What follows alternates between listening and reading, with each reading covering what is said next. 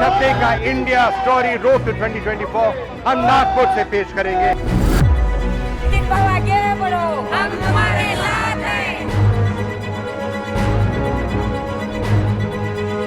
ये मोदी जी की लहर है, जिनमें लोग बहुत प्यार करते हैं। हम लोग रिकॉर्ड बनाएंगे। I would not say anybody is sweeping. Nobody will sweep them. जहां हमारा एक खास एक्सक्लूसिव इंटरव्यू होगा नितिन गडकरी जी के साथ। विपक्ष की तरफ से ये भी बयान आ रहे हैं कि अगर इस बार फिर से भाजपा जीत जाती है तो शायद संविधान में संशोधन हो जाएगा। जब कन्विंस करने की क्षमता खो देते हैं तो कंफ्यूज करने की कोशिश करते हैं। और अगर कॉन्स्टिट्यूशन को बदला है 80 बार तो कांग्रेस पार्टी ने बदला।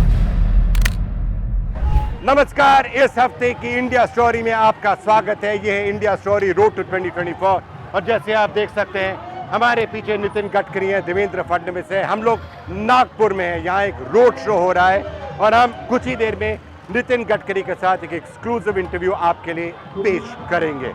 और उसके साथ साथ हम महाराष्ट्र में क्या स्थिति है, क्या जो गठबंधन चल रहे हैं वो कैसे चलेंगे और पूरे के पूरे राज्य में क्या होगा उसकी भी चर्चा हम लोग करेंगे।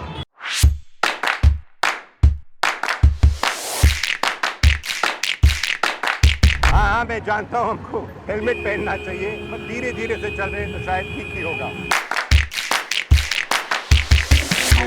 चलिए देवेंद्र फडणवीस जी से भी बात कर लेते हैं, उनको क्या लगता है इस चुनाव में क्या होने वाला है। ये मोदी जी की लहर है, जिनमें लोग बहुत प्यार करते हैं। हम लोग रिकॉर्ड बनाएंगे।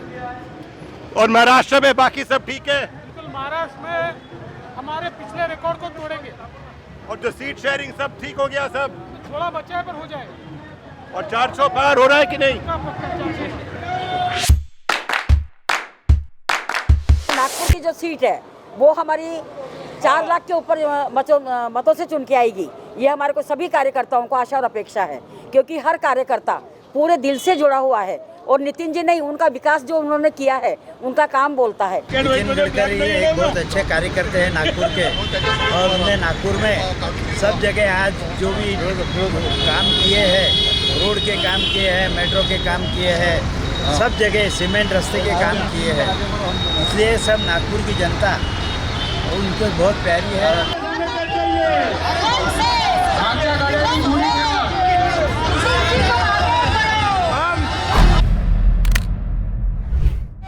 गडकरी का तो काफी शान से आज स्वागत हो रहा है। अब हम थोड़ा आगे निकल जाते हैं, रोड शो को छोड़ के नितिन जी के घर चलते हैं, जहां उनका हम इंटरव्यू करेंगे। नितिन जी, बहुत बहुत धन्यवाद, आप हमारे साथ हैं। आज हमें मौका मिला आपके साथ रोड शो पर, हम लोग कई जगह गए थे। काफी अच्छा रोड शो था, काफी उत्साह थी लोगों में। सर, मैं ये कह चुका हूँ कि नागपुर लोकसभा के क्षेत्र के लोग मेरा परिवार है और मैं परिवार का सदस्य हूँ और मैं नागपुर का हूँ, नागपुर वाले मेरे हैं। दूसरी बात महत्वपूर्ण है कि 10 साल से मैं सांसद हूँ। जात, पंथ, धर्म, भाषा, पार्टी, इसके आधार पर मैंने कभी किसी को डिस्क्रिमिनेट नहीं किया है। और सबका साथ, सबका विकास, सबका प्रयास, इस बात को पूरी तरह अमल करने की कोशिश की। तो उसका अनुभव मुझे आया है कि जात, पंथ, धर्म, भाषा और पार्टी के ऊपर उठकर सब लोगों ने मुझे प्रेम भी दिया है और सपोर्ट भी दिया है। ये मेरे लिए बहुत खुशी की बात है। अब ये देखिए, मैं भी करीब 2 किलोमीटर आपके कॉन्वर्केट के साथ साथ भाग रहा था, उसके पहले की मोटरसाइकिल मिल गई। शायद मेरी उम्र नहीं है कि इतना भागना चाहिए, पर फिर भी अच्छा रोड शो था। और गली गली में जाता है इसलिए तकलीफ होती है, तो कार जा नहीं पाती और कार को फिर हम अलाउ नहीं करते। और ये सब उत्स्फूर्त स्वागत था। इतने धूप में नागपुर का टेम्परेचर बहुत ज़्यादा है, सब लोग बेचारे घर के बाहर रुके थे, राह देख रहे थे। लोगों का प्रेम यही राजनीतिक जीवन में है, नेता के लिए सबसे बड़ी पूंजी होती है। जी, तो अब मैं अगर आपसे पूछूं कि अब देखिए चुनाव है, चुनाव शुरू हो रहे हैं, नागपुर एक्चुअली फर्स्ट फेज में, तो उसके बाद आपको शायद टाइम नहीं मिलेगा देखें कि बाहर क्या हो रहा है। अभी तो आप नागपुर में ही ज्यादातर बेस्ड हैं, पर आपको क्या लगता है, आपको इतना तजुर्बा है, भाजपा के अध्यक्ष भी रह चुके हैं, आपको क्या लगता है कि चुनाव कैसे चल रहा है? चुनाव बहुत अच्छा चल रहा है। सबसे इम्पोर्टेंट चीज़ है कि पिछले 10 साल में मोदी जी के नेतृत्व में हमारी सरकार ने जो काम किया है, विशेष रूप से इंफ्रास्ट्रक्चर में, एग्रीकल्चर में और हेल्थ सर्विसेज में, और अनेक योजनाओं के द्वारा जो गांव, गरीब, मजदूर और किसानों को उसका जो फ़ायदा मिला है, और आज वर्ल्ड की इकोनॉमी में भी हम 3rd लार्जेस्ट इकोनॉमी बनेंगे, ऐसा विश्वास लोगों को होने लगा है। आत्मनिर्भर भारत का सपना पूरा होगा, ये विश्वास लगने लगा है। जब $5 ट्रिलियन की इकोनॉमी की बात हुई तब लोग बोल रहे थे कैसा होगा, पर अब लोगों को लग रहा है कि ये टारगेट पूरा होगा। तो ये सब बातें जो है डेवलपमेंट की, वो पॉजिटिविटी के साथ लोग अपनी होप हमारी सरकार की तरफ देखते हैं। ये कई बार कहा जाता है कि जब चुनाव आते हैं तो लोग डेवलपमेंट की बात करते हैं, विकास की बात करते हैं और कहते हैं कि यही मुद्दे होने चाहिए, पर आखिरकार जब कैंपेनिंग शुरू होने लगती है तो सांप्रदायिकता आ जाती है, जात पात पे लोग वोट मांगने लगते हैं, भेदभाव के बारे में बात करने लगते हैं। नहीं, मैं तो लोगों का जो करेगी जात की बात उसको कस के पड़ेगी लात, तो मैं पब्लिक में कह चुका हूँ। मैं कभी इसको ट्रीट नहीं करता। और दूसरी बात, मेरा अनुभव ये है कि जब तुम काम करते हो लोगों के लिए ईमानदारी से, सेवा का काम, मैं यहाँ काफ़ी प्रोजेक्ट चलाता हूँ। कोविड के समय मैंने 100 करोड़ रुपए के साहित्य लोगों को मांग कर लोगों तक पहुँचाया था, वेंटिलेटर से लेकर ऑक्सीजन प्लांट तक। अभी तक मैंने 40-45 हज़ार हार्ट के ऑपरेशन करके दिए, 350 लोगों को पैर लगा के दिए, रेमडेसिविर बनाया, फंगस के इंजेक्शंस बनाए, हवाई जहाज में ट्रक डाल के ऑक्सीजन लाया। तो लोग ये सब याद करते हैं। मैं अभी कल मुस्लिम कम्युनिटी के इधर लोग आए थे, मैंने हाथ जोड़ा, मुझे आशीर्वाद दीजिए, तो उसने कहा कि आपने हमारी जान बचाई साहब, अभी क्यों बोल रहे हैं। तो ये भाव लोगों को आपको विकास के बारे में बात करने का हक है, क्योंकि एक बात तो स्पष्ट है, मैंने आपसे शायद पहले भी कहा है, आप कहीं भी जाएंगे देश में जो सड़कें हैं, जिस तरह से सड़कें बनी हैं, उसके लिए वो सब लोगों के सामने वो बिल्कुल एक स्पष्ट चीज़ है। उसके लिए बहुत सब लोग आपको धन्यवाद देते हैं कि कितनी अच्छी सड़कें बनी हैं। जब भी मैं आपका इंटरव्यू लेता है वो कागज़ आपके पास पड़े रहते हैं, हर एक स्कीम का, हर एक हाईवे का विस्तार से उसमें लेख रहता है। तो विकास की बात है, डेवलपमेंट की बात है, जो स्कीम्स हैं, इन्हीं मुद्दों को लेकर क्या भाजपा लोगों तक जा रही है कि कोई और मुद्दे भी सामने आए?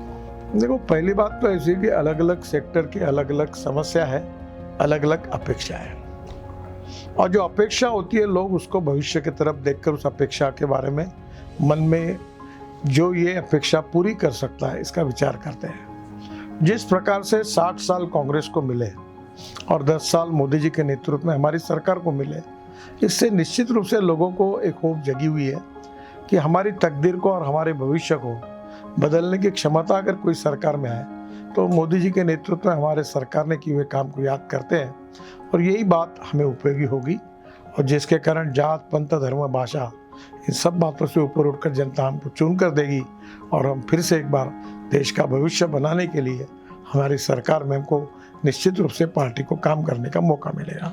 नितिन जी, विकसित भारत का जो सपना लोगों को दिखा रहे हैं वो सही सपना है और होना भी चाहिए, पर उसको सफल होने में या वहाँ उस लक्ष्य तक हम पहुँच पाए उसमें 20 साल लग जाएंगे, 25 साल लग जाएंगे। जो अभी जो लोगों की समस्याएं हैं, तो दो खास तौर से ऐसी समस्याएं जिनके बारे में हम लोगों से सुनते जाते हैं। एक है बेरोजगारी की समस्या है, और दूसरी महंगाई की समस्या तो हर एक चुनाव में सामने आती है। लोग कहते हैं महंगाई बहुत ज्यादा है। तो इन समस्याओं के बारे में आप क्या कहेंगे? देखो, हर चीज का संबंध डिमांड एंड सप्लाई के साथ होता है। महंगाई का प्रश्न जो है, हम 16 लाख करोड़ का फॉसिल फ्यूल इंपोर्ट कर रहे हैं, और वर्ल्ड मार्केट में जब रेट बढ़ते हैं क्रूड ऑयल के, तो हमारे यहाँ पेट्रोल डीजल के भाव बढ़ते हैं। मैं 2004 से, आपको याद होगा, मैं लगातार अल्टरनेटिव फ्यूल और बायो फ्यूल की बात कर रहा हूँ।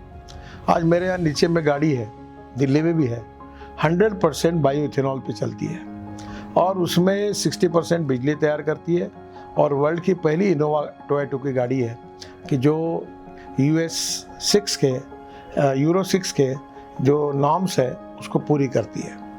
अब मुझे बताइए इन्वायरमेंट नॉर्म्स को, अब उसमें अगर एवरेज के हिसाब से तुलना करें तो 25 रुपये लीटर पेट्रोल का भाव होता है। अभी इलेक्ट्रिक आ गई, जहाँ 100 रुपये का डीजल लगता था वहाँ 6 रुपये की पावर लग रही, इलेक्ट्रिक लग रही। अब इलेक्ट्रिक बसेस आ रही सब जगह पर। आप देखिए, हमारे शहर में अभी 350 इलेक्ट्रिक बसेस हैं, और अब 5 साल के बाद 100% बसेस इलेक्ट्रिक हो जाएंगी। महंगाई सिर्फ पेट्रोल से नहीं आती, महंगाई और आप एक बात याद करिए, महंगाई का सबसे बड़ा कारण एक केवल पेट्रोल ही नहीं कहता, ये जो फ्यूल है इसके रेट बढ़ना, क्योंकि ट्रांसपोर्ट कॉस्ट बढ़ती है। और आप अगर ये पेट्रोल डीजल के भाव कम हो गए। जैसे अभी कोयले से हम लोग मीथेन तैयार करते हैं, फिर मिथेनॉल तैयार करते हैं, कोयले से यूरिया तैयार करते हैं, अमोनियम नाइट्रेट तैयार करते हैं। अभी हमने कोयले से, लो कॉस्ट क्वालिटी कोल से हमने DME बनाने का भी बारे में योजना बनाई और काम शुरू हो रहा है। तो ये DME अगर हम लोग LPG में डालते 40% तो हमारा गैस सिलेंडर 250 से 300 रुपये सस्ता होगा, और ये अमेरिका में हो रहा है। तो कहीं ना कहीं अभी ज़मीन के अंदर जो नेचुरल गैस मिल रहा है उसको हम CNG में कन्वर्ट करके, बंगाल में हमारे यहाँ जो दुर्गापुर वगैरह एरिया के बाजू में आज हमको नेचुरल गैस आ रहा है। तो एक प्रकार से उससे लॉजिस्टिक कॉस्ट कम हो। दूसरी इंपॉर्टेंट चीज़ आपको बताता हूँ, अभी जैसे तेल है, तेल पर हम आत्मनिर्भर नहीं है। 1.5 लाख करोड़ का एडिबल ऑयल हम इंपोर्ट करते हैं। अब तेल का भाव कौन तय करता है? अर्जेंटीना तैयार करता है सोयाबीन का। पामोलिन तेल का भाव मलेशिया तय करता है। कॉर्न का भाव अमेरिका तय करती है। शुगर का भाव ब्राज़ील तय करता है। और ग्लोबल इकोनॉमी में हमारे हाथ में नहीं रहा, इसलिए प्रोडक्शन को बढ़ाना, और प्रोडक्शन बढ़ाने के बाद हम हमारे देश में उसके लिए टेक्नोलॉजी का उपयोग करना पड़ेगा। एक्सपेंडिचर कॉस्ट को कम करके, प्रोडक्शन कॉस्ट को कम करके हमको प्रोडक्टिविटी बढ़ानी होगी, और हम लगातार इस पर आगे लगे हैं। मुझे लगता है इसमें हम कामयाब होंगे, और ये निश्चित रूप से काफ़ी इन्फ्लेशन कम होने में हम कामयाब होंगे। तो दूसरा मुद्दा है बेरोजगारी का, और ऑपोजिशन भी इस पर काफी जिक्र करती है, और अगर आप लोगों से बात करें तो वो भी बेरोजगारी की बात करते हैं। और हो सकता है कि ये एक ऐसा क्षेत्र, एक ऐसी समस्या है जहां AI के आने से स्थिति और भी गंभीर हो सकती है, क्योंकि बेरोजगारी तो शायद बढ़ सकती है। उस पर आप क्या समझते हैं इस समस्या का? मैं देखो अभी नागपुर की बात बताता हूँ। हमारे यहाँ हमने एक बिहान करके प्रोजेक्ट शुरू किया है, और अभी 68,000 लोगों को डायरेक्ट एम्प्लॉयमेंट मिला है। देखिए, हमारे इंपोर्ट को कम करना और एक्सपोर्ट को बढ़ाना, इससे जो कैपिटल इन्वेस्टमेंट आएगी उससे रोजगार निर्माण होगा। जैसे अभी हमारा राफेल तैयार हो रहा है नागपुर में, हमारे यहाँ फॉल्कन उनका जेट तैयार हो रहा है, एयरबस और बोइंग के 1200 पार्ट तैयार हो रहे हैं।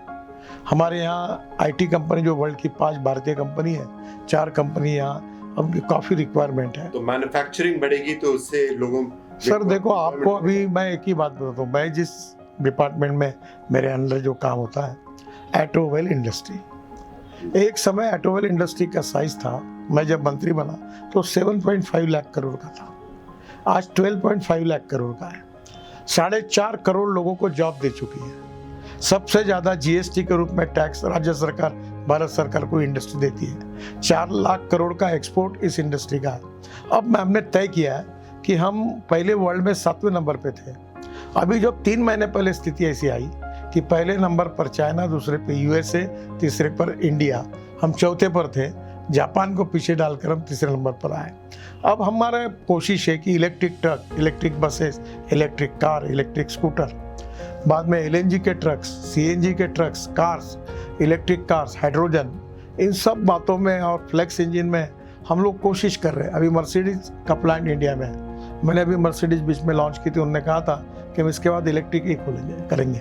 अब बड़े प्रमाण पर वर्ल्ड के पूरे ऑटोमोबाइल ब्रांड लगभग हमारे देश में प्रेजेंट है, और आपको तो आश्चर्य नहीं लगना चाहिए कि एक 3 साल के अंदर वर्ल्ड में सब ऑटोमोबाइल अपने जो बड़े ब्रांड है उनका मैन्युफैक्चरिंग इंडिया में होगा, और उसका एक्सपोर्ट पूरे जैसे मैन्युफैक्चरिंग बढ़ती जाएगी, अब कह रहे हैं कि रोजगार मिलेगा। एग्रीकल्चर में इरिगेशन को बढ़ाना, एग्रो प्रोसेसिंग इंडस्ट्रीज को बढ़ाना, गांव गरीब मजदूर किसान का कल्याण करते हुए जल, जमीन, जंगल और जानवर आधारित उद्योगों का निर्माण करना, ताकि हम रूरल एग्रीकल्चर और ट्राइबल सेक्टर में रोजगार निर्माण करें। और दूसरी ओर जो इंडस्ट्री एक्सपोर्ट ओरिएंटेड है उसको हम और अच्छी तरह से इनकरेज करके आगे ले जाए। दोनों समन्वय से ही बेरोजगारी का मुद्दा हल हो सकता है। तो अगर आप चुनाव की तरफ देखें तो और आप विपक्ष को सुने, विपक्ष क्या अब कह रही है। अभी रामलीला मैदान में भी उनकी रैली थी, और हर दिन उनके जो बयान आ रहे हैं, लग रहा है कि ऑपोजिशन एक मुद्दे को सामने पेश करने की कोशिश कर रही है कि ये डेमोक्रेसी को बचाने के, लोकतंत्र को बचाने के लिए चुनाव है। और विपक्ष की तरफ से ये भी बयान आ रहे हैं कि अगर इस बार फिर से भाजपा जीत जाती है तो शायद संविधान में संशोधन हो जाएगा, संविधान को बदल दिया जाएगा, डेमोक्रेसी नहीं बचेगी, ये आखिरी चुनाव होगा। तो इन बयानों पर आपकी क्या प्रतिक्रिया? देखो, जब कन्विंस करने की क्षमता खो देते हैं तो कंफ्यूज करने की कोशिश करते हैं। केशवानंद भारती केस में ऑलरेडी सुप्रीम कोर्ट का जजमेंट आया हुआ है, बेंच का जजमेंट है कि salient features of the constitution can not be change. और अगर कॉन्स्टिट्यूशन को बदला है 80 बार, वो कांग्रेस पार्टी ने बदला है। इंदिरा जी के समय में इमरजेंसी काल में कितनी बार घटना बदली है, पर झूठे आरोप करना, लोगों को गुमराह करना। और लोकतंत्र जो है वो हमारी आस्था है। भारतीय जनता पार्टी लोकतंत्र पर विशेष रूप से अंत्योदय हमारा सामाजिक आर्थिक चिंतन है जो गरीबों के लिए है। हम लोग गुड गवर्नेंस एंड डेवलपमेंट के पक्षधर हैं और हमारी सरकार ने कृति से ये करके दिखाया है। पर अब विपक्ष को ऐसा है कि जनता को कंफ्यूज करना है, इसलिए वो ऐसी बातें कर रहे हैं। उनकी तरफ से ये भी बयान आ रहे हैं कि ये लेवल प्लेइंग फील्ड नहीं है, मैच फिक्सिंग है। भाजपा को इतना सारा पैसा मिला है इलेक्ट्रल बॉन्ड से और हमें इनकम टैक्स केसेस हैं, ईडी सीबीआई सबके सामने मैं एक बार खा रहे हैं। ऐसा ही सवाल एक ने पूछा था, बहुत अच्छे चैनल वाले थे बड़े, तो मैंने बोला आपको जो स्पॉन्सरशिप मिलती है वो दूसरे चैनल को मिलती क्या? तो जो चलती है, जो रूलिंग पार्टी है, अगर कांग्रेस जब रूलिंग पार्टी थी तो उनको जो मिलता था वो हमें नहीं मिलता था। तो नेचुरली लोगों का ये चॉइस होता है, पर इलेक्शन को पैसा लगता है। You need to find out some way out for that, transparent, जो अच्छा होगा। अब सुप्रीम कोर्ट में मैटर है, मुझे लगता है कि इसके बारे में सभी पार्टियों ने विचार करना चाहिए। तो आपको लगता है कि लेवल प्लेइंग फील्ड होगी और आप कह रहे हैं कि डेमोक्रेसी को कोई खतरा नहीं है? मैं आपको 75 का मैं प्रोडक्ट हूँ। इमरजेंसी आई और मैं स्कूल में 11th में था और मैंने इमरजेंसी के खिलाफ तब से काम शुरू किया। अब मुझे बताइए 77 में जब चुनाव हुआ तो जनता पार्टी का झंडा नहीं था, डंडा नहीं था, पार्टी नहीं थी, कुछ नहीं था। लोगों में चुनाव लड़ने के लिए कोई तैयार नहीं थे, ना पैसा था। अमेठी और रायबरेली भी कांग्रेस हार गई। तो देखो ये चीज तो ऐसी होती है कि अब ये जो लोकतंत्र का बड़ा उत्सव है, इसमें जनता अपना वोट देगी। अब नहीं दिया तुमको वोट तो फिर ईवीएम गड़बड़ है, नहीं वोट दिया तो लोकतंत्र खतरे में। तो ये अक्सर बातें होती तो क्या आप कह रहे हैं कि अगर लोगों में आक्रोश है कि तानाशाही हटानी है, लोकतंत्र को बचाना है, अगर वो आक्रोश होता जैसे 1977 में था, हम जीतते तो दिख जाता और लोग आके वोट दे देते? निश्चित रूप से। अच्छा, चलिए बात करते हैं नागपुर की और महाराष्ट्र की। नागपुर तो एक तरह से आप ही का गढ़ है, पर पास्ट में इसको कांग्रेस का भी गढ़ माना जाता था। तो आपको क्या लगता है नागपुर में? नहीं, मैं जब राजनीति में आया तो विदर्भ ये इंदिरा गांधी और कांग्रेस का गढ़ था। यहाँ लगातार कांग्रेस चुन के आती थी। बाद में हमारी मेरा जीवन ही शुरुआत नागपुर और विदर्भ के काम से हुआ।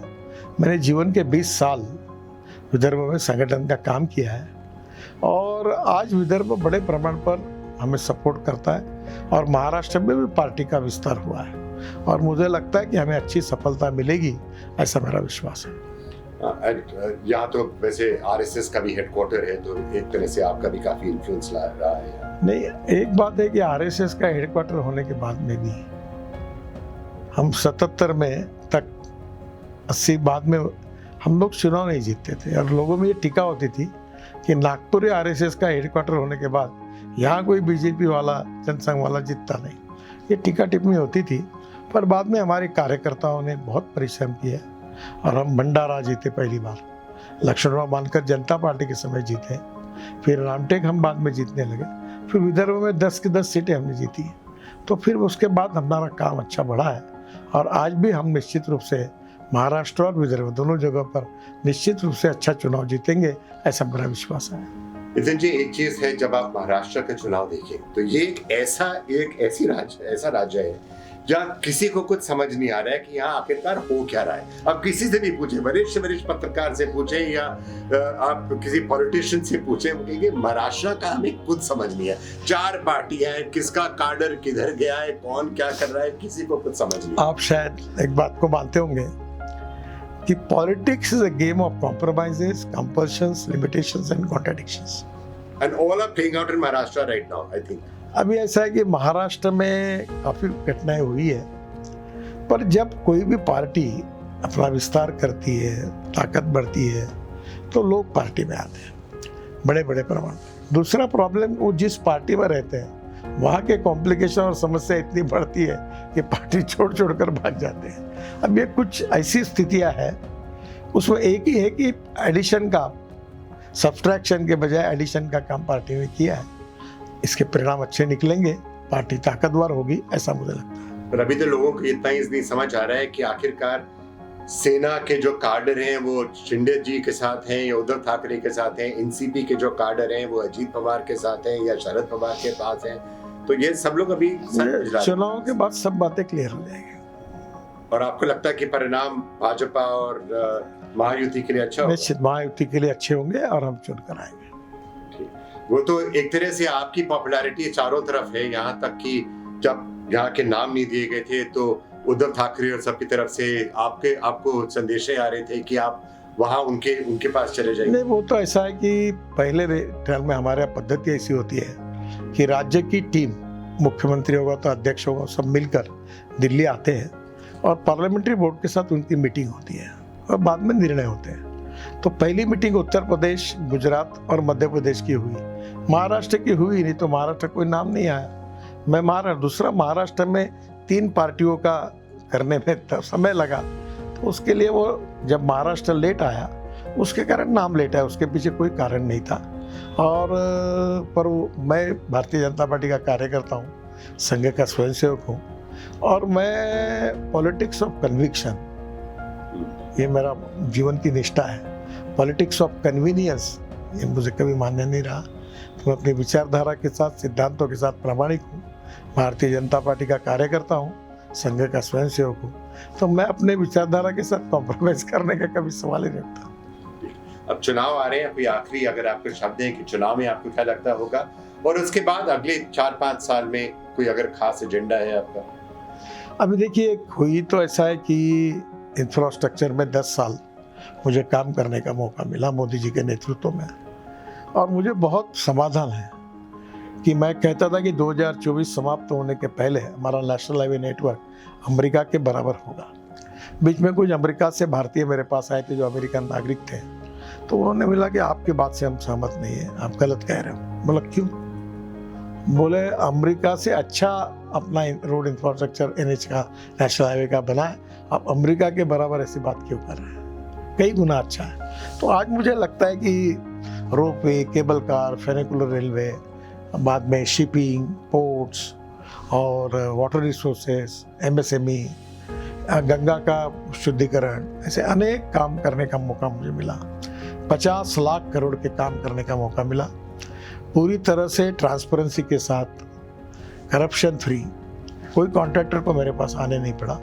पर मैं अक्सर ये मिशन में लगा रहा था कि मुझे देश के लिए काम करना है, और जो कुछ मैंने काम किया उसका क्रेडिट निश्चित रूप से मुझे भी मिला, पार्टी को भी मिला, सरकार को मिला।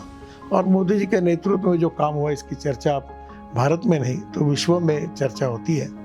तो ये काम बहुत कुछ करने का मौका मिला। जब मैं शुरुआत में महाराष्ट्र में मंत्री था तो Mumbai Pune express highway, Worli Bandra sea link project, 55 flyovers, तब मुझे करने का मौका, तब से ये इंफ्रास्ट्रक्चर जुड़ा हुआ है। पर मेरी एक दूसरी बात में लोगों तक नहीं पहुंची है कि मुझे अभी 9 डिलीट्स मिली है, डॉक्टरेट्स, और उसमें से महाराष्ट्र में एग्रीकल्चर यूनिवर्सिटी की मिली है, पंजाबराव कृषि विद्यापीठ अकोला, स्वामी रामानंद तीर्थ नांदेड़, फिर डॉक्टर बाबा साहेब अम्बेडकर यूनिवर्सिटी औरंगाबाद, फिर महात्मा ज्योतिबा फुले यूनिवर्सिटी राहुरी, और उसके बाद मुझे अभी परवड़ी की भी मिली, और देश में भी अलग अलग बड़े बड़े यूनिवर्सिटी की मिली है, IIT की। नहीं कह रहे हैं कि आप यूनिवर्सिटी में कुछ करना चाह रहे हैं? नहीं, मैं वाटर कंजर्वेशन में काम करता हूँ। देखो, मैं आपको साफ बताना चाहता हूँ कि मैं पॉलिटिक्स ऑफ कन्विक्शन स्कूल का विद्यार्थी हूँ, और मैं ये मानता हूँ कि politics is the instrument of socio economic reform. Now this is the time that we need to redefine the definition of politics. Politics में पावर पॉलिटिक्स नहीं, सत्ताकरण नहीं, समाजकरण, राष्ट्रकरण, सेवाकरण और विकासकरण। तो मैं भी आप क्या कह रहे हैं कि आप जो भी होगा आप कोशिश यही करेंगे कि किसी न किसी तरह लोगों के जीवन में सुधार हो? सर, मैं आपको खुद बताता हूँ, मैं जिन प्रकल्पों को काम करता हूँ उसका टर्नओवर 2,500 करोड़ से ज़्यादा है। मैं 15,000 लोगों को रोजगार दे चुका हूँ, मैं 45,000 हार्ट के ऑपरेशन कर चुका हूँ, मैं गढ़चिरौली के नक्सलाइट बेल्ट में 1600 एकल विद्यालय चलाता हूँ, मैंने स्पोर्ट्स की इवेंट की अभी खासदार के नाम से 70,000 खिलाड़ी 16 दिन खेले सेचर ग्राउंड पर, और 1,66,00,000 रुपए के प्राइजेस मिले लोगों को। मैंने सांस्कृतिक महोत्सव किया जिसके कारण 50,000 लोग रोज आते थे। 17 दिन कार्यक्रम हुए, भक्ति महोत्सव किया, हजारों लोग भगवत गीता, ज्ञानेश्वरी, भगवान गौतम बुद्ध का स्तोत्र, राम रक्षा, हनुमान चालीसा, अनेक कार्यक्रम हुए। मैंने एग्रो विजन किया, 5 लाख किसान आए थे। एडवांटेज विदर्भ किया, उसमें लोग कम आए क्योंकि विदर्भ की डेवलपमेंट की बात थी, सभी एमपी मेरे साथ थे। तो मैं सामाजिक कार्य करता हूँ और जो समाज के सबसे शोषित पीड़ित लोग हैं, मैं भी एक कल परसों इंटरव्यू में बता चुका हूँ कि मेरे जीवन में मैंने कितने पुल बांधे, कितने रोड बांधे, कितने टनल बनाए, ये नहीं। मेरे जीवन का सबसे अच्छा काम अगर कोई हुआ तो 1 करोड़ लोग आदमी को ढोने का काम करते थे और साइकिल रिक्शा चलाते थे। मैंने मैकेनिज्म ड्रिवन ई रिक्शा देश में लाई और 1 करोड़ लोगों को मानवीय शोषण से मुक्त किया। ये मेरा अच्छा काम है। आखिर में मैं आपसे यही पूछना चाहूंगा, आपके तजुर्बे के साथ, आपको क्या लगता है महाराष्ट्र में स्थिति इन चुनाव में क्या होगी और देश की स्थिति क्या होगी? आपका आखिर में आप क्या कहेंगे? देखो, महाराष्ट्र में पिछले बार जितनी सीटें हम जीते थे उससे ज़्यादा ही सीटें जीतेंगे। महाराष्ट्र में ट्रिपल इंजन की सरकार है और निश्चित रूप से बहुत अच्छा रिस्पांस मिलेगा। और देश में 370 भाजपा का टारगेट है और 30 एनडीए का। ऐसा मिलकर हम 400 पार जाएंगे, ये प्रधानमंत्री जी ने घोषणा की है। हमको लगता है उसके पार जाएंगे और इस देश की जनता हमको समर्थन देगी और हमारी ऐतिहासिक जीत होगी और नरेंद्र मोदी जी फिर से देश के प्रधानमंत्री बनेंगे। इसके बारे में मेरे मन में कोई संशय नहीं है। नितिन गडकरी जी, बहुत बहुत धन्यवाद। Thank you very much. Thank you. तो चलिए, ये थे नितिन गडकरी, भाजपा के सबसे दिग्गज और वरिष्ठ नेताओं में से एक।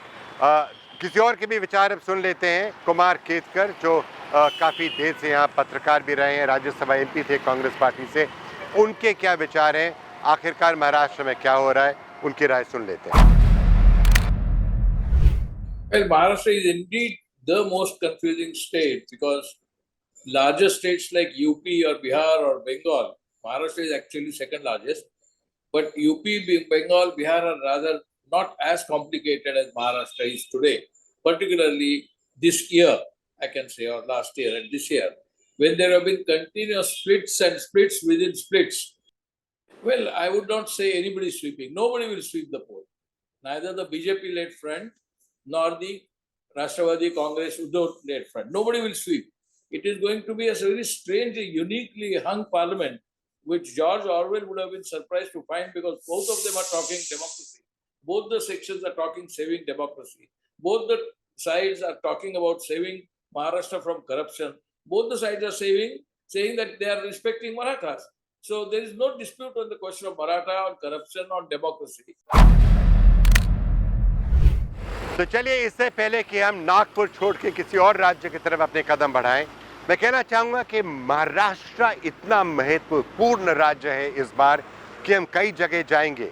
इस बार भी इंडिया स्टोरी रोड टू 2024 की शुरुआत हमने मुंबई से की थी, जहां हमारी बात हुई थी अमित शाह से भी, देवेंद्र फडणवीस से भी हमारी बात हुई थी।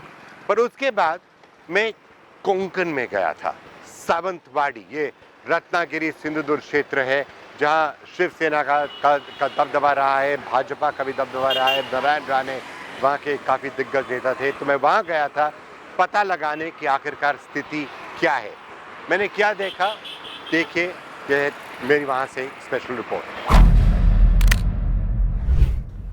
And it's a great pleasure now to be speaking to Deepak Bhai Kesarkar, who's the Minister for Education in Maharashtra and also, of course, the MLA of Savantwadi, where we are sitting.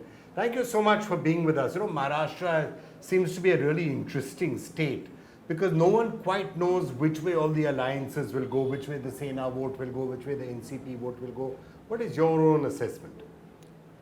I feel that all the votes will go towards prosperity and progress of the state, because right now what is the people are realizing is that Maharashtra is progressing.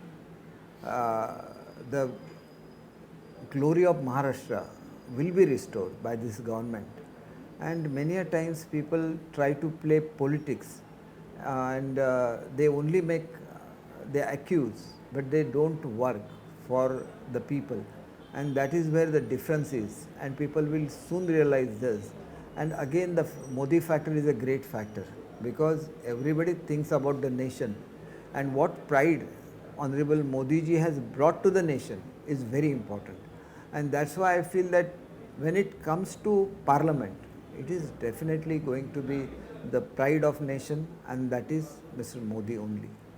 But looking at the sort of divisions that there are, take the Shiv Sena for example, which is the party that you belong to. There is a question as to whether the Shiv Sena cadre will go with Eknath Shinde ji or with Uddhav Thackeray ji, and is it going to be split in many places? People only think about the cadre, but they don't think about the ordinary person who is going to vote. What he thinks is more important.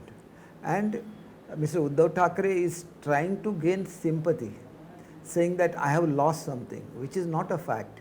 In fact, he behaved very badly with his own cadre. He didn't pay any attention. He didn't do any work in Maharashtra, and that's why the entire cadre went away from him. And he is trying to create a sympathy wave by saying that somebody has cheated him, like that. Nothing of that sort had happened.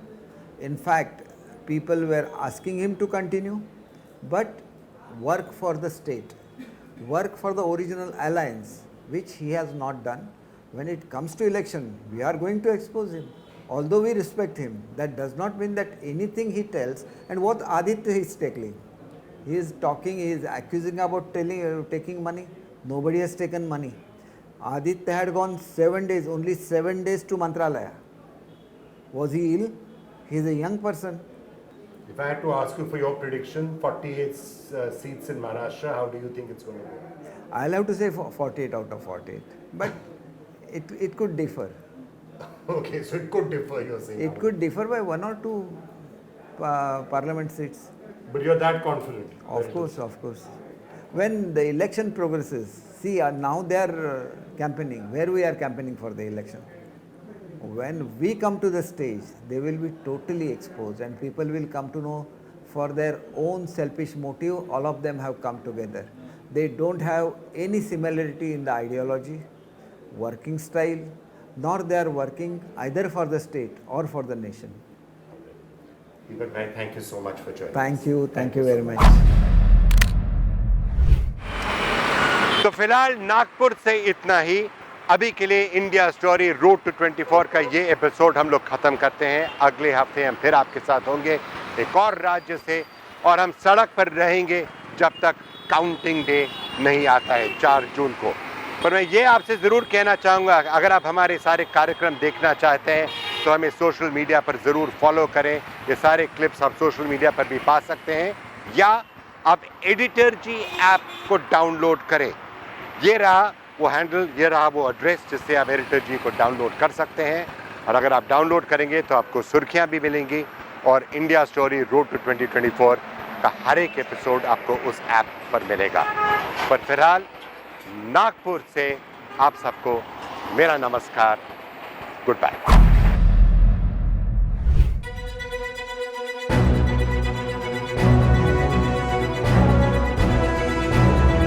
इस हफ्ते का India story road to 2024 हम नागपुर से पेश करेंगे।